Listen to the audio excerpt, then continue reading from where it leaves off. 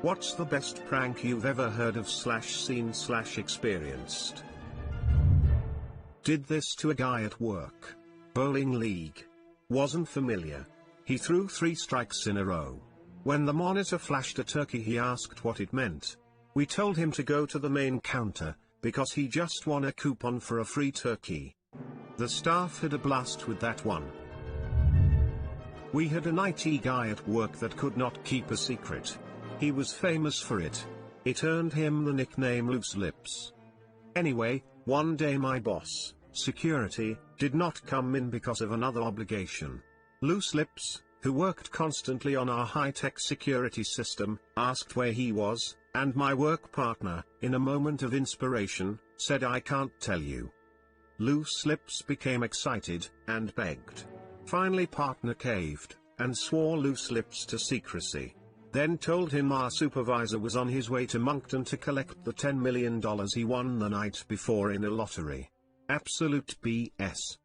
We had a great time using our security cameras tracking him going from cubicle to cubicle, from building to building. We kept our supervisor informed by text of the developments. He was amused to say the least, but mid-afternoon we got a text from him, "Loose Lips knows. I just texted him instead of you by mistake." Sure enough, the cameras revealed a fuming Loose Lips stomping towards the security building. He charged in, swore at us. He was not a happy camper. But wait, my partner said, "We swore you to secrecy. Who did you tell?" Loose Lips' shoulders sagged. "I told everybody," he moaned. "Well, now you had better go tell them all the truth." "Yeah, I guess." Much hilarity watching him retrace his steps. The great thing is the gag depended on his own character fault to be successful, and it was a great success. BTW, he didn't improve. My boyfriend's high school had a tradition of pranking this one science teacher every year. His graduating class disassembled an old car, dragged the pieces upstairs, and reassembled it in the teacher's classroom. There's even a video. When I was 16, I was throwing a teenage strop at family dinner and stormed out. When I left the room, my dad told my mum and sister that I was acting up because I was gay and frustrated about coming out. He swore them to secrecy because I wasn't ready to tell them yet. 6 months later, I brought a girlfriend home and my sister shouted, "What? Dad told us you were gay." She'd believed it for half a year without mentioning it to me. When I was in high school, my sister used to set her alarm for 6 a.m. to get up and ready. One morning I had a brilliant idea and set my alarm for 5:45. I snuck into her room, jumped into her closet and waited for her alarm to go off. She wound up snoozing her alarm. I wound up falling asleep in her closet waiting. When she woke up at 7 o'clock to get dressed an hour later, she found her brother asleep in her closet. Definitely scared her, but didn't work as well as I hoped. No one knows for sure, but rumor had it that it was the chess club. That autumn of the senior year, someone's wrote the principal's name is an asshole in grass seed across the berm on the other side of the school grounds. The next spring, when the grass was long, you could make it out if someone showed you and you were looking for it. It was plain as day when the grass was freshly cut. My cousin thinks her house is haunted, so her husband and I plugged a wireless mouse into her computer and he's been fucking with her since. While traveling up the west coast of America, we stopped in this small town for one night. When we went out early that evening, walking through town, we saw this $5 bill fluttered ahead of us down the street, always just out of reach. We quickly realized a couple of kids were literally doing the dollar bill on the fishing line prank. They were laughing and having the best time.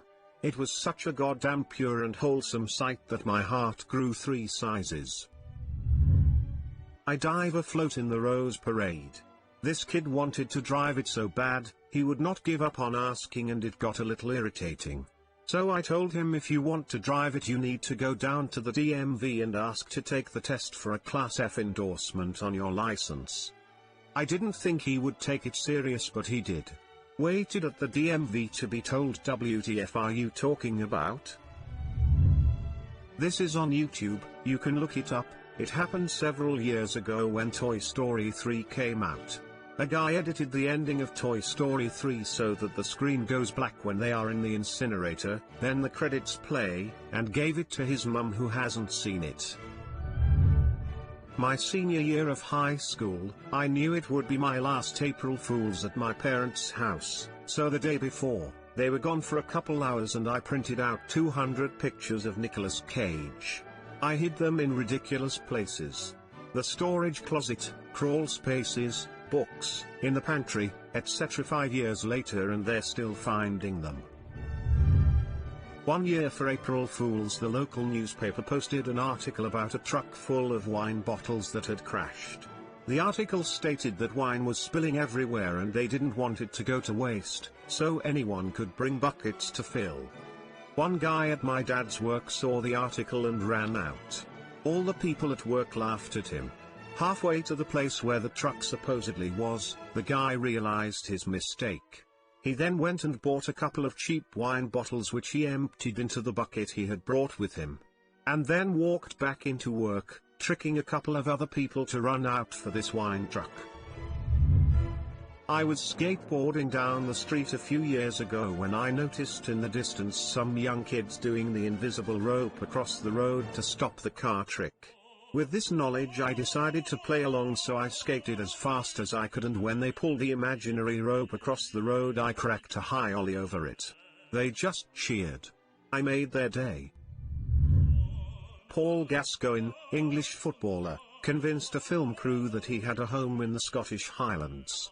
He got them to follow him all the way to the door. He then claimed he had forgotten his key and knocked on the door. When the actual owner answered, he said he was doing the Daz doorstep challenge and what was her favorite laundry powder. George Clooney had a roommate once who had a cat. The litter box was next to the toilet. George woke up earlier than his roommate and would scoop the poop into the toilet. A couple days go by and the roommate asks George if he notices anything about the cat. That the cat hasn't pooped in several days. George says he hasn't noticed anything. The next day, George Clooney shat in the litter box. One of my husband's good friends pranked him in his last semester of uni, so for the friend's 30th we hired a stripper to dance for him and rub her butt with lotion. While he was blindfolded we switched her out with another guy at the party instead. While the birthday boy had a good double handful of lotiony skinny dude, but we took the blindfold off of him. Pranking my husband comes with consequences. When I was at the office, someone connected a Bluetooth mouse to someone's computer and put the mouse next to the office printer. Lol, everyone was in on it, just a casual nudge of the mouse as we walked by here and there. As time progressed he got a new mouse thinking his was broken. You should have seen his reaction when someone nudged the wireless again. It was priceless lol. It went on for a good 2 months before he realized. Saw a video on Reddit maybe 6 months ago of some guy showering off in a communal shower, and one guy kept putting just a little bit of shampoo in his hair each time he went to rinse, so the guy kept washing suds out of his hair. Good clean fun indeed. I covered some of those sour neon worms in salt and passed them out to my friends. A lady in our office can sometimes be difficult, but she is a pretty good sport. She always complains about gaining weight, even though she has always been about the same size. One day I got the idea to start moving her desk back towards the wall about 1/4 of an inch after she left. Did this every day for a couple of weeks before she figured out she wasn't getting fatter. She got a little pissed at that one. The school up the road from my own had a clock tower. So for the grad prank one year, students walked a cow up the clock tower. A former roommate of mine made fun of the fact that I went to UC Davis, a college known for its many cows on campus. For 7 months I kept inserting the word moo into our conversations and adamantly denying it whenever he would call me out on my strange behavior. On April Fool's Day, I told my story to my college's Facebook group, resulting in him receiving thousands of texts saying moo that day. Moo, bitch, get out the way. My girlfriend decided to prank her mom on April Fools with a very elaborate pregnancy prank. She spent the week leading up to the prank eating much more than usual and being very vocal about how she'd been very hungry as of late, and a precursor to make it more believable. On the day, she started by giving her a congrats grandma card and her mom laughed it off. She then started leaving small hints here and there, like open tabs of baby names on the family computer. It culminated when her mom got ready to make dinner, and opened the oven to find a bread roll in it. Her mom just blew up and started getting mad at her for getting pregnant. She was 18 when she made this prank, and told her that she would have to break up with me because she didn't want to bring any kind of bad reputation to my family. I thought it was hilarious. A co-worker, Tom, had a 10 a.m. scheduled boop every day. And every day he would take the New York Times from the break room with him. Yeah, this was like a 30-minute break. One day he was asked to stop doing that because other people wanted to read the paper and it was kinda gross. So he started signing on to the NIT website and printing out the crossword puzzle. Dude was so dedicated that he had a clipboard and a pen tied to a string on the board just for his daily BM. Tom would print the puzzle to the big printer in our mail room, which was out of sight from his office. This was his downfall. One day his puzzle was picked up in a stack of other papers by the mailroom guy, Greg, by mistake. Greg's desk is in the same room as the big printer.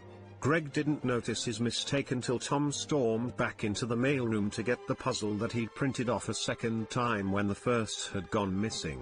Somehow Greg knew about the daily BM and importance of the puzzle.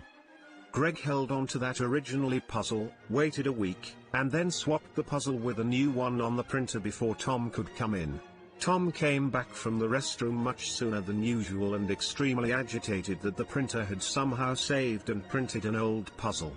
Greg did this occasionally for the entire year leading up to Tom's retirement, stealing or swapping puzzles so that Tom would occasionally return from the bathroom much sooner than usual, outraged that he'd had the same puzzle from last Tuesday or whatever. Greg didn't tell anyone until the last few months. By the end of Tom's time with us, it was the highlight of my morning to watch a flustered Tom blow through the office complaining about how horrible the printer is. Greg told the story at Tom's retirement party. The outrage was very real. My teen son slipped an Ouija board into the pillowcase of my super religious aunt. She found it about 3 a.m. after a long work shift, as she was getting ready for bed, flipped her God-fearing shit and called me screaming bloody murder.